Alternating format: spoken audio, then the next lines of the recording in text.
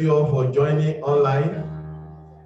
It is my prayer that the Lord God that we have come to meet with will find us, bless us abundantly even this day in Jesus' mighty name. I want to thank every one of us that are on site, those of us that are in the hall. God bless you. This shows that our heart is connected to God. Even at a time like this, even with the weather, we can still make it to be in the presence of the Lord. God bless you. And for those that are online, God bless you too, for not taking it for granted that you can still join. We appreciate that. Before we go to share the word, I want to bless the name of the Lord for what he's doing in our midst as a church. God is good, and his mercy endures forever with us. And it's my prayer that this mercy will continue to enjoy in Jesus' name. But before I go to share the word with us, I want to ask us a question. Maybe you may not give an answer, but someone might be able to give an answer too. And the question is, what really excites you when you come into the house of the Lord? What excites you when you come into the house of the Lord? Like I said, I'm not expecting any one of us to answer that question, but maybe I should give my own answer so that we can begin to think about our own too. One of the things that excites me whenever I come to the house of God, particularly in Jesus Palace, is when I see the flow of the service from the beginning of prayer, of Sunday school, of praise, of the word in tandem. When everything works together, even when none of these groups have come together to meet to discuss that this is what we want to do. I'm always excited when I see that flowing in the service. And you bear me witness to this when we go to preach the word, that you will know. Not only have we prayed for mercy during the prayer session, even in Sunday school, the message is more or less preached. Even in the song, in the praise worship, it was equally echoed out. That all we need is to obey him. All we need is to do his will. So each time I'm in that position, I'm always excited. And brethren, my daughter can bear witness. It was like I was rehearsing with my sister on that song yesterday in my house. That was the kind of song I was playing all through. Even she was telling the elder sister on phone that you need to see daddy here. He's just enjoying himself in the presence of the Lord. And that was when I was preparing for the message. So when I see that happening, I say, God, thank you for confirming what we are doing. And it's my prayer that the Lord God will continue to reveal himself to you each time you are here in the name of Jesus. Amen. So we will continue with our message. But before we continue, I want us to take that chorus of the last song we took. I want us to take it. You know, our sister was trying to personalize it for us. I want you to personalize it solemnly. Let's take it together. Please, can you project it for us? Just the chorus. It touches my heart as she was ministering in that song.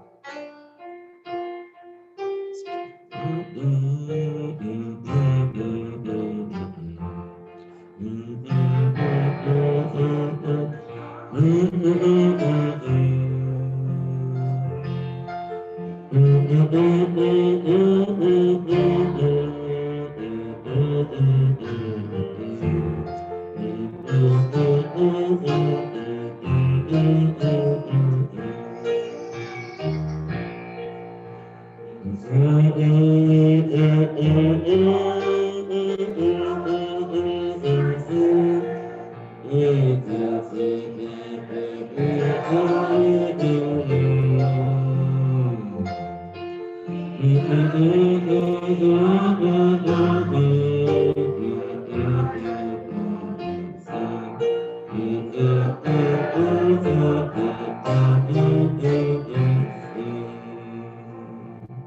I want us to turn into prayer. The Father, in this area of my life that I'm struggling to obey you, I'm rolling that problem on you. Please come and help me. Let's pray it. He is brighter than the morning star. He said, in every trouble, He is our comfort. When you are struggling in some areas of your life, you are finding it difficult to obey Him, it is a thing we need to ask for help for. Pray this morning that, Lord, these are the areas of my life that I need your help. I want your comfort in this area of my life, particularly in obeying you. In the name of Jesus. He is our comfort. That's the name we have been given. That when we mention that name, every problem will be solved. Father, we are before you this morning, and we are praying because we believe in your name. Lord, as many that are calling on you now, that Father, they are struggling in this area in obeying you. Please, my Father, help us. Help us, grant us divine solutions to this in the name of Jesus. Thank you, my Father. Blessed be your holy name. In Jesus' name we pray. Amen. God bless you, brethren. We will continue with our message, even as it pertains to obedience to the word of God. And it is my prayer as we go through this, God Himself will minister to you and to me in the name of Jesus. And I've titled the message today, What Happens When We Disobey God? What happens? And like I said, many of us, even including myself, at times I have that struggle obeying God in some areas of my life. But what happens thereafter? More so that we know that for every action, there is an equal and opposite reaction. So when I act in disobedience, what do I gain from there? And those of us that were at Sunday school, you remember we're talking about the reward of disobedience. So this morning we are going to be looking at that topic. And we're going back to our passage. Can somebody tell me that? Our passage is? No. Our passage is? 1 Samuel 15. God bless you, sir. God bless you, man. God bless you. Yes, you are blessed too. At least you responded. That tells me you are here. Praise God. Yeah, so let's go to 1 Samuel chapter 15. 1 Samuel 15. And we're going to read from verses 14 to 30 quickly. 1 Samuel 15. I'm reading from verse 14 to 30. And Samuel said, What meaneth then this bleating of the sheep in my ears, and the lowing of the oxen which I hear? And Saul said, They have brought them from the Amalekites, for the people spared the best of the sheep and of the oxen to sacrifice unto the Lord thy God, and the rest we have utterly destroyed. Then Samuel said unto Saul, Stay, and I will tell thee what the Lord has said to me this night. And he said unto him, Say on.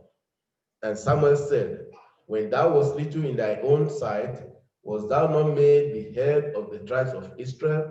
And the Lord anointed thee king over Israel?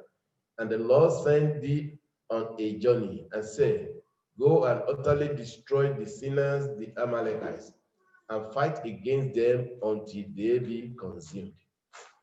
Wherefore then didst thou not obey the voice of the Lord, but didst fly upon the spoil and this evil in the sight of the Lord? And Saul said unto Samuel, Yea, I have obeyed the voice of the Lord, and have gone the way which the Lord sent me, and have brought Agag the king of Amalek, and have utterly destroyed the Amalekites. Verse 21. But the people took of the spoil sheep and oxen, the chief of the things which should have been utterly destroyed, to sacrifice unto the Lord thy God in Gilgal.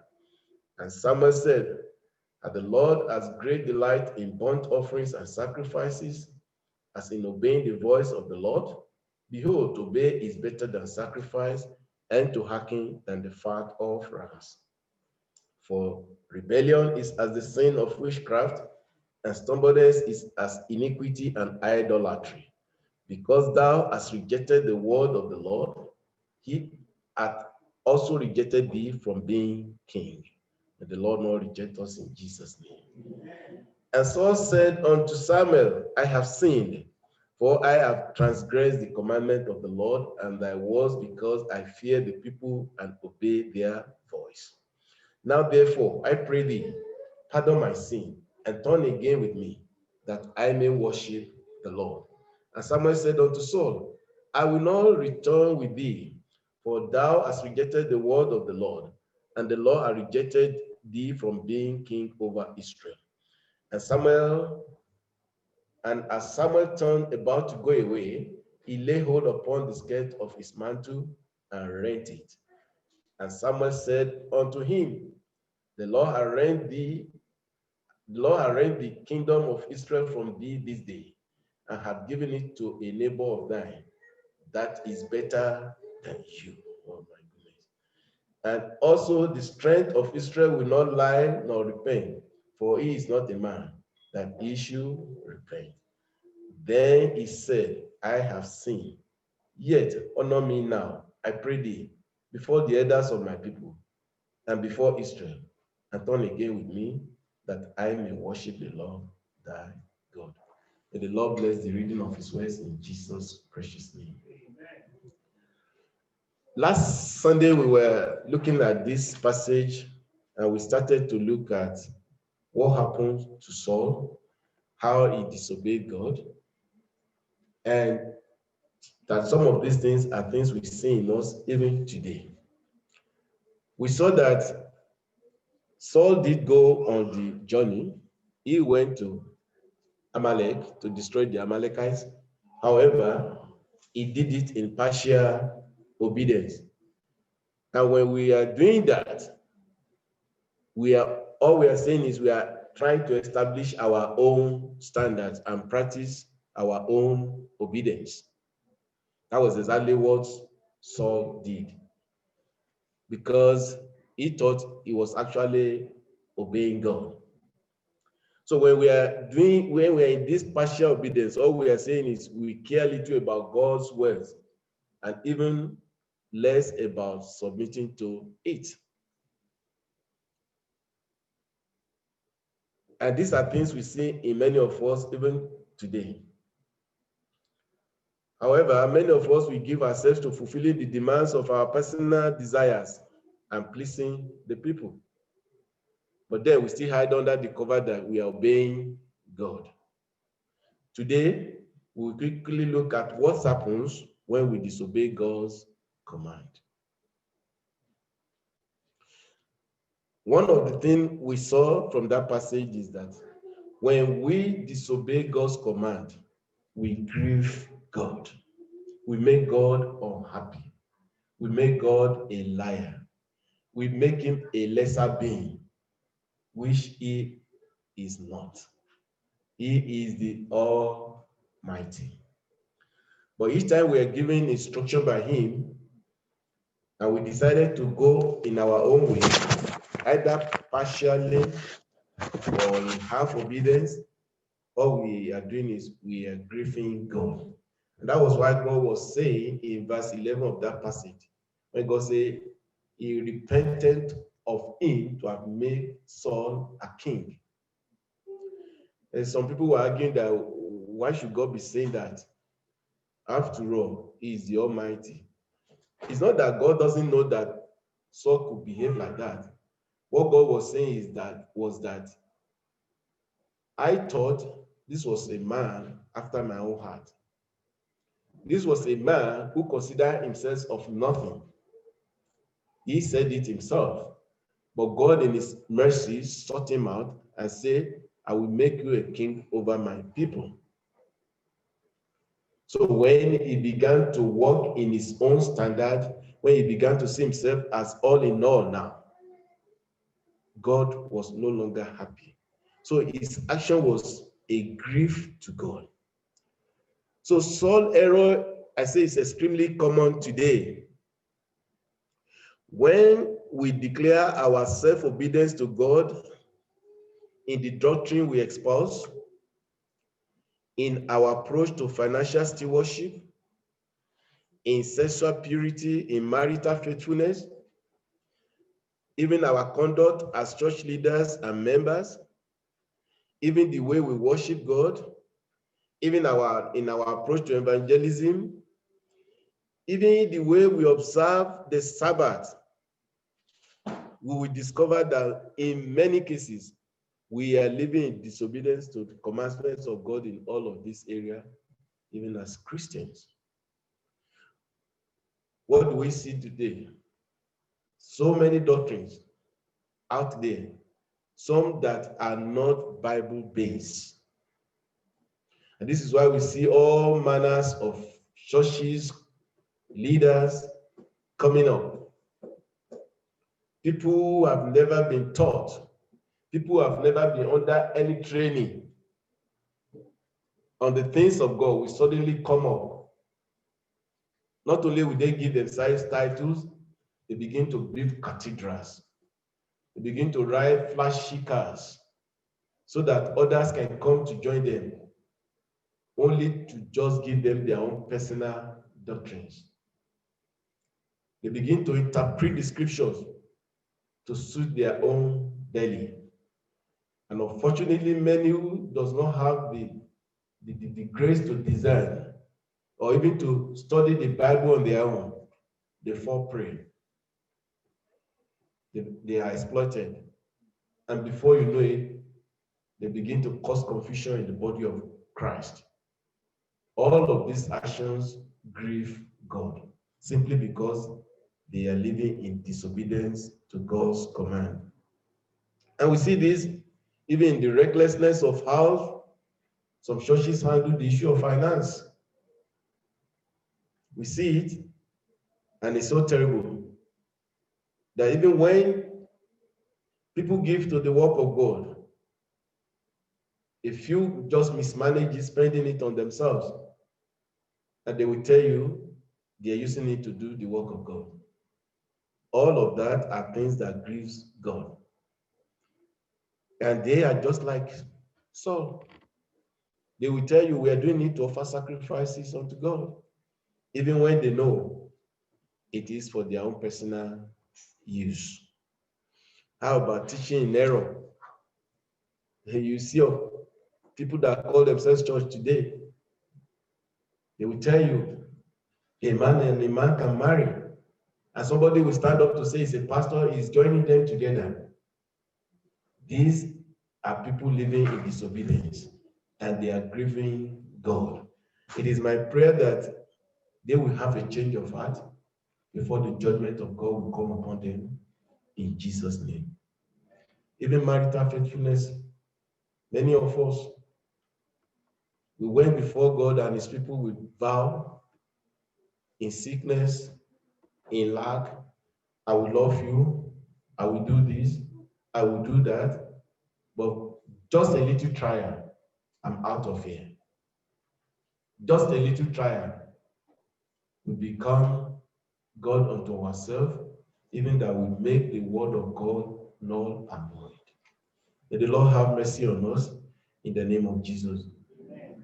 These are the things we see in the life of people, that when we live in disobedience, we grieve God. And this has started even long before the arrival of Saul in this passage. When you go to read in Genesis chapter 6, verses 5 to 6, that was when God first mentioned that word. It repented of me to have created man before the flood came to destroy the world, because men decided to go their own way, living in disobedience. May the Lord help us in the name of Jesus. Amen. So we have seen this, that when we live in disobedience, we grieve God. No wonder why God's blessing does not seems to come upon us as a church today.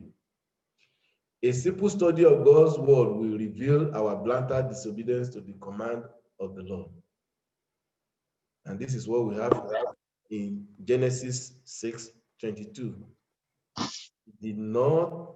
He did all that God commanded. That was what the Bible was telling us there. That is talking about Noah, that Noah did all that God commanded to make sure that he was able to build the ark to specification. You know, when I was thinking about this, I was just imagining if Noah had missed just a line of that specification, I want to believe the ark would not have floated. The ark would not have floated. And this is what is happening to a lot of us. If your ark is not floating, it's because you are living in disobedience. And the Lord will have mercy on us in Jesus' name.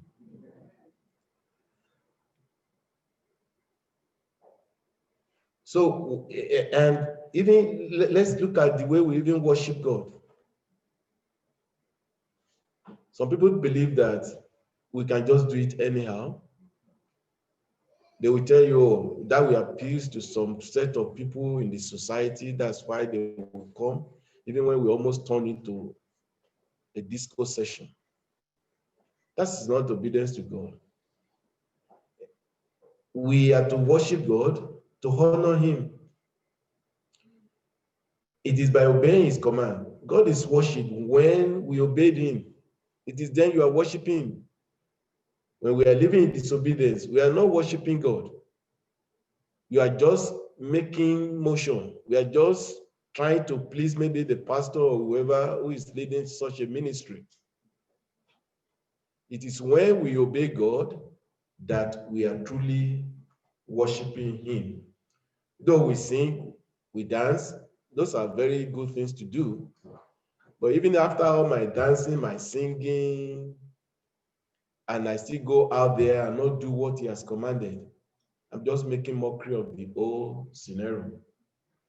I pray the Lord will have mercy on us in Jesus' name. So in our day-to-day living, we should live in obedience. And this is what is called true worship.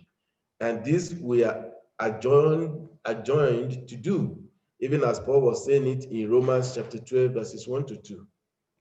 Romans chapter 12, verses 1 to 6. He said, I plead to you, therefore, brothers, by the mercies of God, to present your bodies as a living sacrifice, holy and acceptable to God, which is your spiritual worship.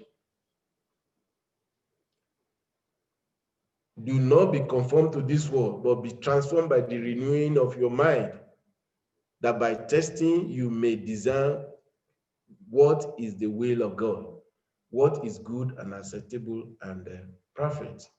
That is English Standard Version. So when we are not living in the will of God, we are living in disobedience. So whatever we think we are doing, whether you are singing, you are preaching, or render one service or the other, you are just doing it to please yourself. This is one of the consequences. This is one of the things that happens when we disobey God. I said the second one is that when we live in disobedience to the commands of God, we make God's servants liars. We put them in distress.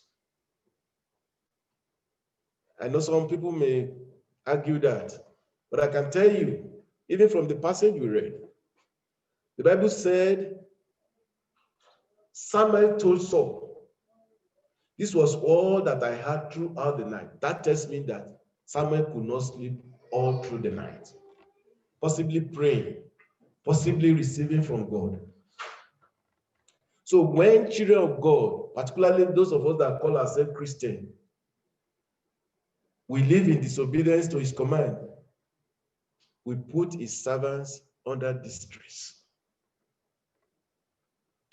In verse 11, he said, and it grieved Samuel, and he cried unto the Lord all night, simply because the simple instruction given to Saul was not carried out.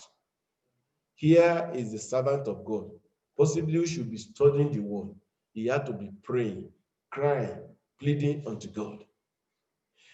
And it's so touching when that portion of this point joins at me. And we knew so well, even with the anguish that Samuel went through all the night, we knew the response of Saul to him when Samuel confronted him. You will see that Saul has actually practiced and crossed it how he was going to respond to this man of God. He said, "Thy Lord, thy God." You know, when people keep saying that to a servant of God, you ask yourself, is it that this one does not believe that God called me? Is it that this one does not believe that God sent this message to him through me? We make them look as if they are not truly serving God. And it's my prayer that if any one of us is looking or living in this, the Lord God will have mercy on us. And one of the ways we see this is that, for me, when I see people living in disobedience, when I see, oh, you've talked to people, you've made them to know what the word of God, the mind of God is through certain things, and they are still living in their own way, all that comes to me is that these people are making the message of God that is being preached daily, weekly, ineffective. That's what it means. We are making it ineffective.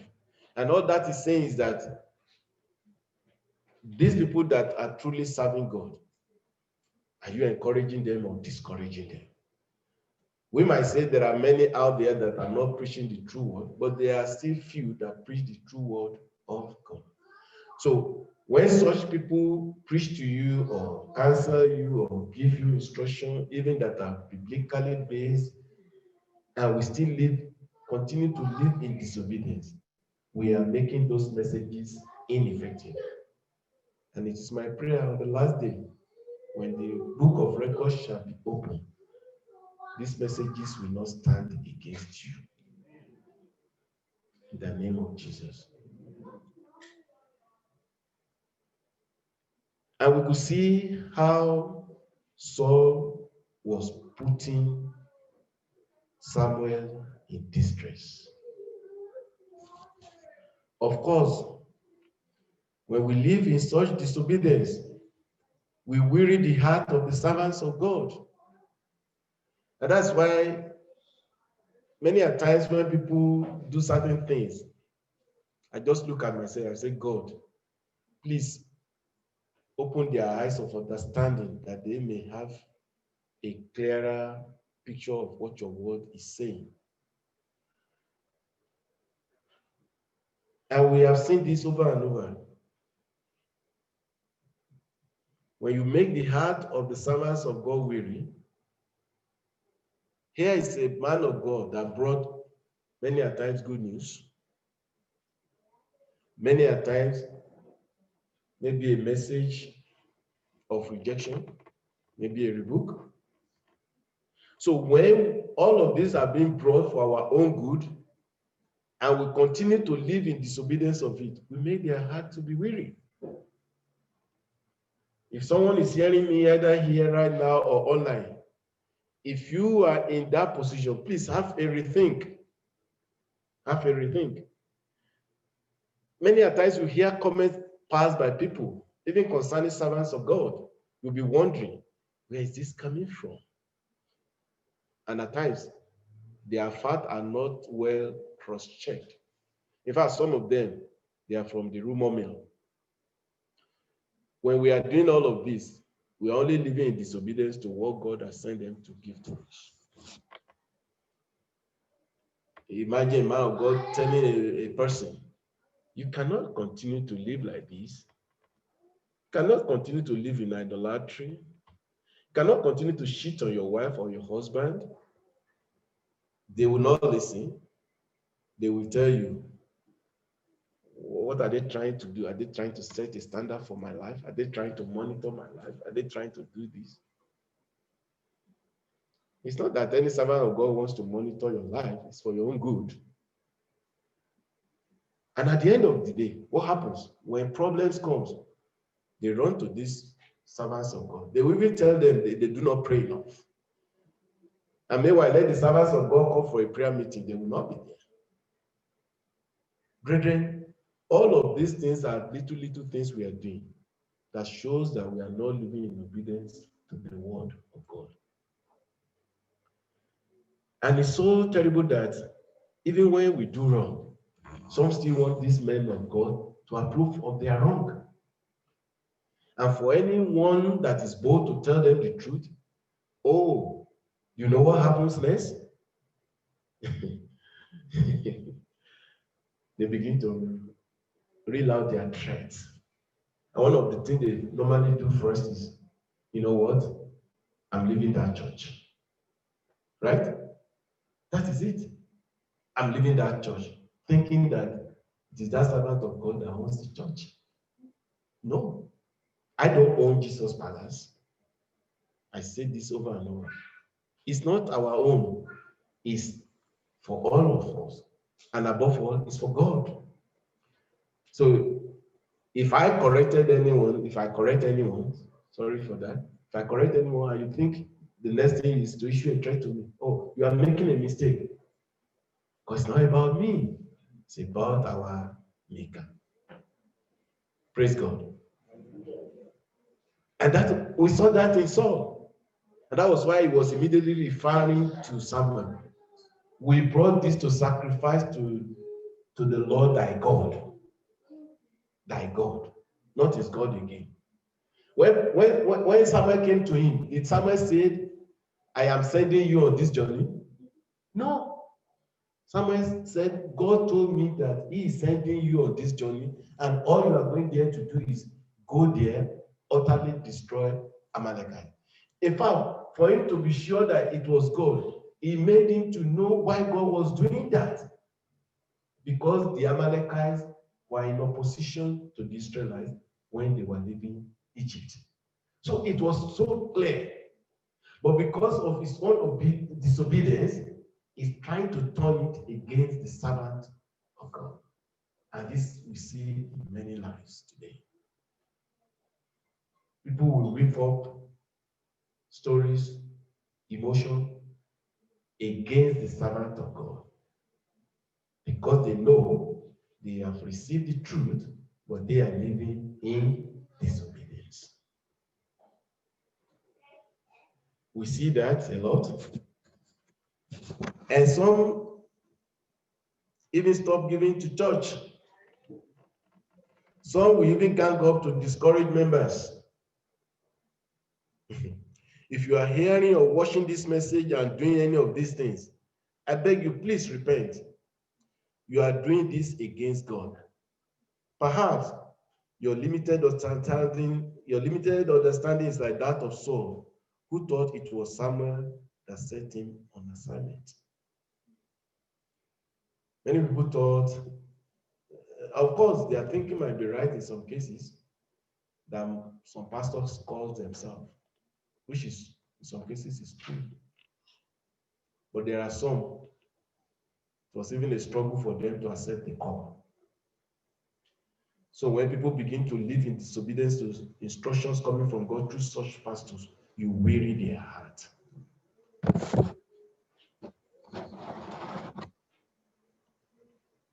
Again, we see that when we live in disobedience to God, we focus on people. We focus on people. And that we find in verse 24 of that passage that we read. So said, the people, yes, the people will always be there. They will always put pressure on us. But when I stand before God, will I say, it's the people? No. I am accountable for myself. You are accountable for yourself. However, a greater responsibility is on me as a pastor that I should be accountable for all souls that are in Jesus' palace. Praise God. But what we see is we focus on people. If you go to read 1 Samuel 13, 8 to 12, you will see there again, that was exactly the same excuse that Saul was giving.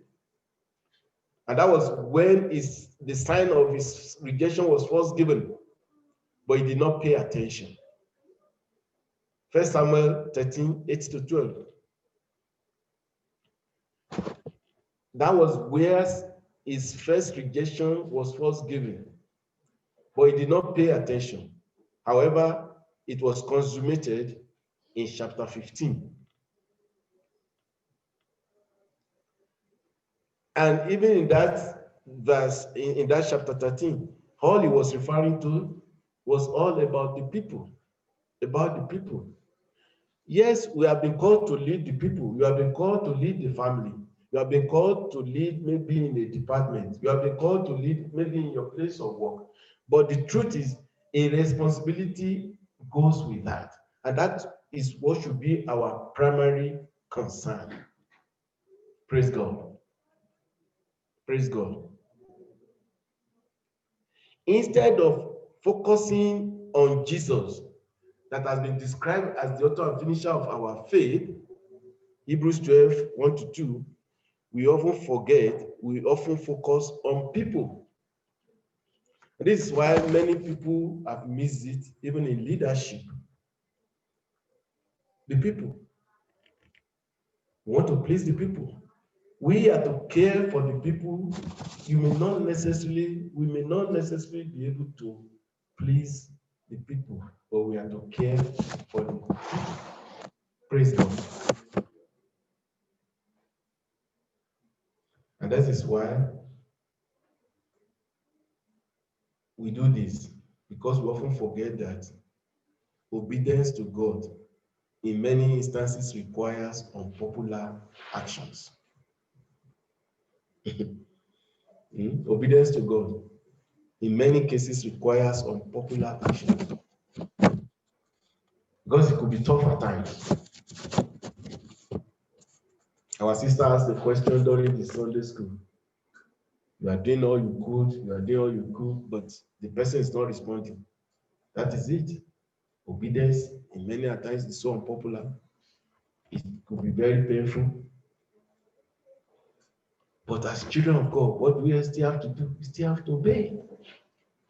Not because of that individual, because of God that we say we believe in. Praise God. So when we focus on people, every tendency that we disobey God.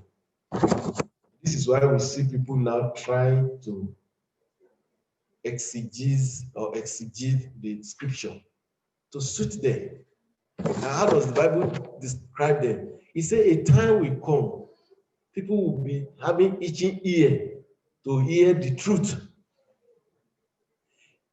And for anyone who will not stand on the truth, you will fall to their pressure.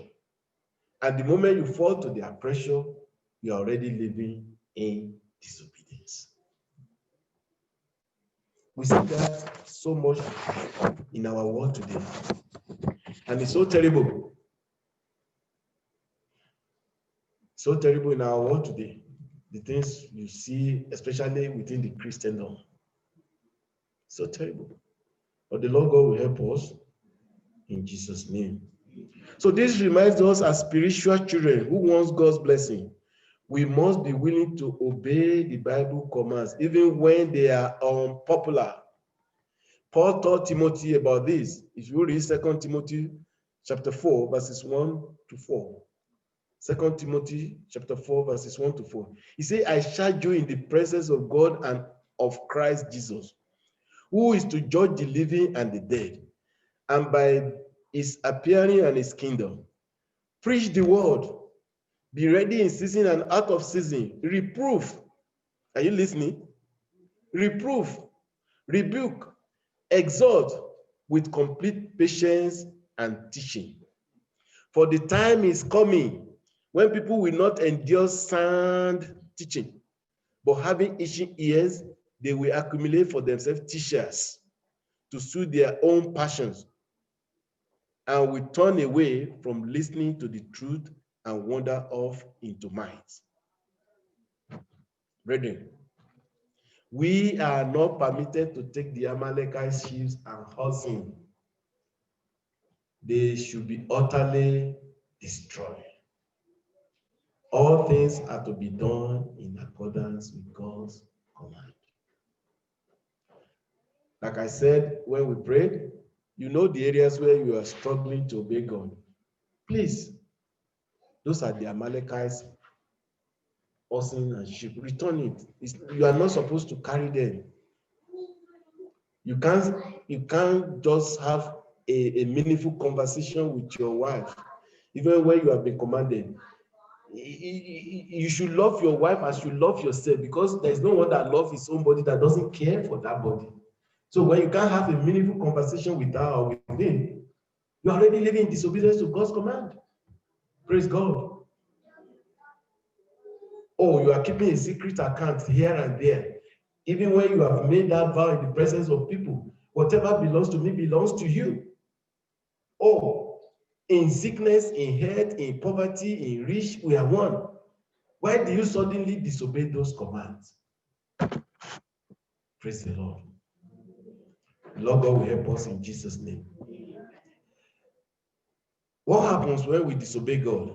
I say we focus on things that does not count in eternity.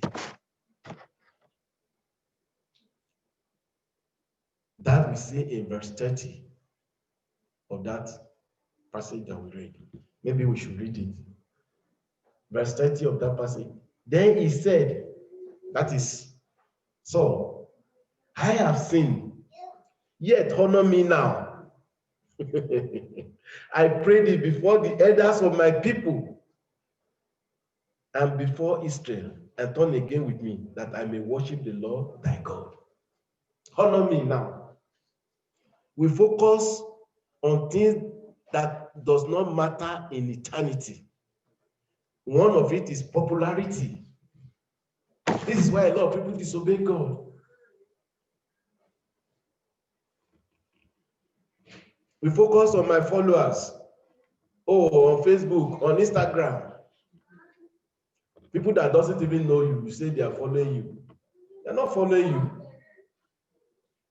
They're not following you. You are just deceiving yourself when you say they are your followers. They don't know you.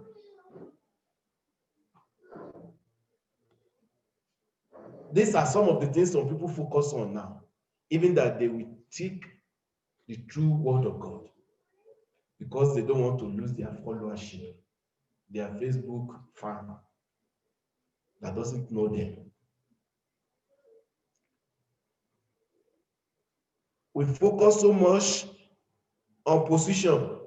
We see that in Saul. He knows even from the beginning, was it not God that made him king? But because he has pushed that aside now, it's all about the people. And that was why he was still telling Samuel, even when the sin has been brought to him face to face, still honor me before my elders, still honor me before the people, still come with me.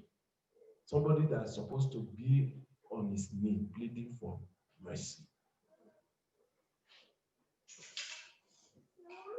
We focus on things that does not count in eternity. Some is the title. It must not be heard of me, that I'm known as an elder in the church. You want to say that to me? You cannot tell him that, sir, you are committing adultery. It is not permitted. We can't even be bold to say, we are going to take you off this position. Some because of money, they are the one bankrolling the church. If we do that, how will the church survive? Who says the church will survive if it's truly the church of God? And there are many things God can do to make sure that his church survives. So many things. That's why if I've been in a parish years back home, there was this family, they were so arrogant, so pompous, because they have money. In fact, they say to the face of the pastor there, we are leaving. We are the one bankrolling the church. And they left. They left. But lo and behold, God sustained his church. God sustained his church. I'm talking of, it's not a story, it's what I know them. I know where they are right now. Even the pastor they were threatening has departed to glory. They left, they went to another parish of the same Redeemed Church. And as God will have it, our God is a wonder working God. They just made some changes within Redeemed setting, and they posted out the pastor. And the place they posted them to, where they posted the pastor to, was where they went to. And the pastor got there and said, "Oh, where are you running to again?" Yes. I don't want to mention names, but I am telling you, true life. It's not even a story, true life event. And what happened when they left? It was so miraculous. People ordinarily were not even interested in giving or supporting the work. Their interest just rose. And the work continued to grow. Brethren, don't let us focus our attention on earthly things. When we make that our focus, I am telling you, there is every tendency for us to disobey God's commands. God will help us. So, no, it's not about knowledge. Knowledge is good. I like people when we have knowledge, but let's get the right knowledge. Let's apply it correctly. Because it is right application of that knowledge that gives you wisdom. But we have seen people now who have accumulated knowledge. And when they now act, you begin to see that, are these people really wise? We have seen it. Now some people will acquire the knowledge, they begin to puff off. Oh, don't you know I have PhD in theology now? If you don't call me Dr. XYZ, you are not respecting me. No, it's not about calling me Dr. XYZ that brings respect. I should earn respect. You don't demand it. You earn respect. You don't demand it. Praise God. Knowledge. It's good to have gotten your PhD in whatever field. Great, very great. But that should not make us to puff off. Because in no time, if you are not careful, the person will begin to live in disobedience. Pride will come, arrogance will come. People you should ordinarily be humble to respect, you just trash them, look down on them, because you think they don't have so much of knowledge that you have. We saw this in Saul. He focused more on earthly things before the people. Honor me before the people. And I am the king. And how would they look at me? He has forgotten. How is God looking at you at that time when you have disobeyed him? I say all of us will give the stewardship of our obedience or disobedience before God. We are all accountable. And this is a warning to our generation. Are you listening, brethren? This is a warning to our generation. Why? Because we are now a generation that believes in spiritual consumerism. Maybe I should explain that. Many of us in this generation, all we want is what we are going to gain from serving God now. The moment you can't get it now, it's a problem. It's a problem. Spiritual consumerism. And this is why you even see a lot now. All they want to show is how much of cars, jets, mansions, whatever, yachts that they have bought. Is that what Christianity is all about? Go and look at them very well. They must be living in disobedience to God's commands one way or the other. You go to such churches or some of those organizations, you will even see beggars there. They won't even care about them. This is our generation. That's what this generation is all about. It's all about showing the affluence, the whatever we want to call it. No. Like I said, some, I'm not saying all of them. If you truly look deeply, they must be living in disobedience to God's command one way or the other. Spiritual consumerism. A generation that seeks for God's approval and blessings. We are now a generation that is closer with spirit of entitlement. Oh, I've been in that church for how many years now? They have not made me a deacon or deaconess. I am leaving. Hey, that's not what church is all about. That's not what serving God is all about. I'm not saying somebody deserves to have something he or she should not be given. That's not what I'm saying. But in the event you are not even given, is that why you are serving God? It shouldn't be about that. It's about you living in the will of God. Praise God.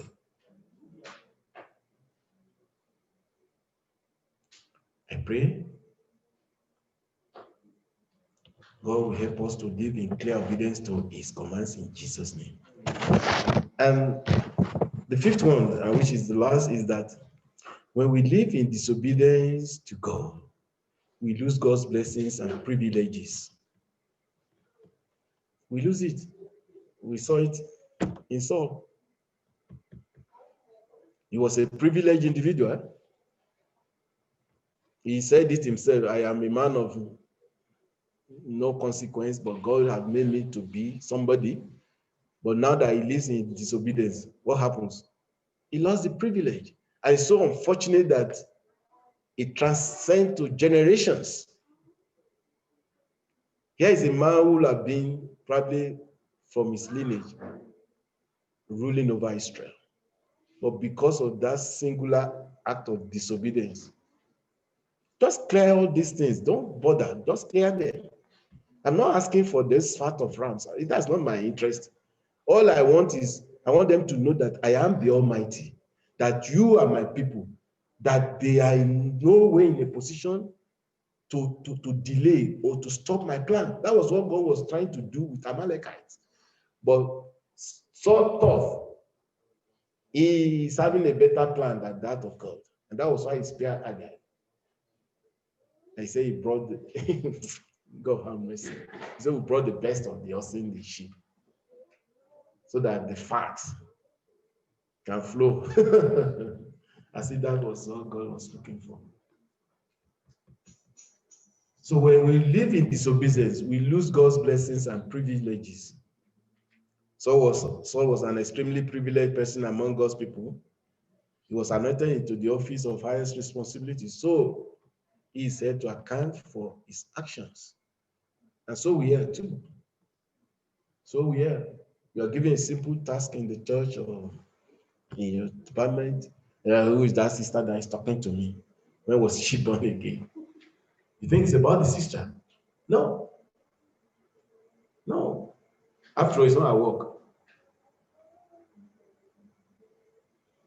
May the Lord have mercy on us. And one of the things I've seen is, which is scriptural. If you are found faithful in little, what does God say? Much more will be committed to your hands. That's it. Much more. The men decided that we'll be setting up this place on Saturday, schedule made, time spent. Some people don't see it as what they should do. Maybe they think it's a pastor or the people in charge that is giving them assignment. No. It's God. He's watching all of us. Yeah, some of us may not be chance, but I think it's more honorable if you can. Oh, I'm sorry, sir. This Saturday I won't be available. How about this other Saturday? Simple. If you have done that, you have honored God, not that individual. After all, who are we coming to meet here? Is it that individual or that pastor? No, it's God. It's God. Lord God will. You see, all of these things, they look so little, and but they are very, very, very potent. And these are things we do. Dishonor people, talk anyhow. Some will even tell you, why are you talking to me like that? That's okay. Okay. Then go to where they won't do that to you. Fine. That's why you see people now. They hop from one church to the other, window shopping. Oh, what they are doing there doesn't fit into my own purpose and will. I'm out. God, please have mercy on us. I want to conclude. We are enjoined to obey God and not to live in disobedience. And Jesus prayed to the Father in John 17, verse 4. He said, Father, I have glorified you on earth, having accomplished the work that you gave me to do. It was a perfect obedience to God the Father. He did not do anything in disobedience. That was why Paul was writing to Hebrews. He said in Hebrews 10, verses 1 to 7. It's a bit long, I won't be reading all of that. But if you go read it, you will see. Paul was encouraging them. Whatever you want to do, do it in total obedience to God. Let it be in His will. Otherwise, you may not be getting what you expect. And he was telling them, it's not, the law was given to us so that we can live a perfect life, but it goes beyond the issue of observing the laws. If you know the laws and you are not doing it, you are even worse off. I think it's even better for you not to know it than you know it and not doing it. I pray the Lord God will help us, even as we continue our journey in this Christian race, in the name of Jesus. Hebrews 10, verses 1 to 7, says, for since the law has but a shadow of the good things to come, instead of the true form of the realities, it can never, by the same sacrifice that are continually offered every year, make perfect those who draw near. Otherwise, would they not have ceased to be offered, since the worshippers, having once been cleansed, will no longer have any consciousness of sin? But in this sacrifice, there is a reminder of sins every year. For it is impossible for the blood of bulls and goats to take away sins. Consequently, when Christ came into the world, he said, sacrifices and offerings you have not desired, but a body have you prepared for me. In burnt offerings and sin offerings, you have taken no pleasure. Then I said, behold, I have come to do your will, O God, as it is written of me in the scroll of the book. Are you ready to do the will of God as it is written concerning you? I pray God will help us. And as it is written concerning us, it's just to do His will, it's to obey Him. I know we need strength, and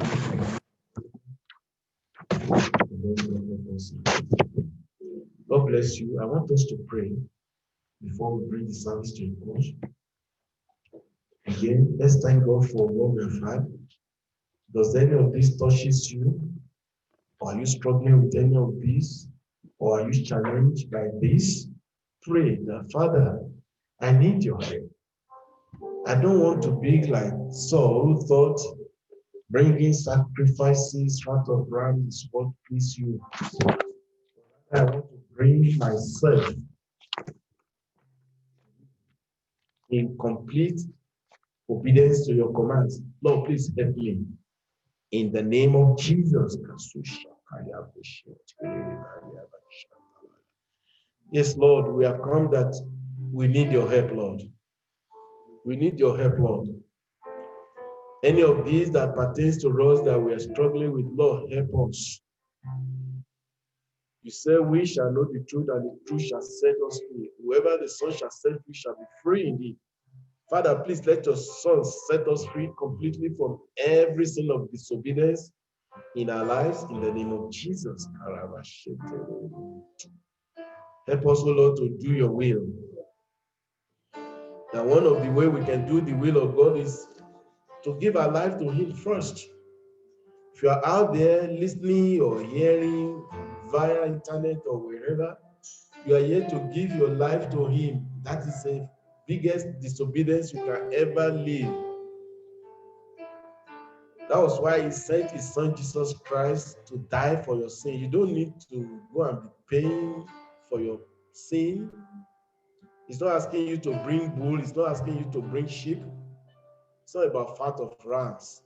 It's about you yielding your life to Christ. If you are there and the Holy Spirit is nudging your heart to yield to Him now, please do so. Tomorrow might be late.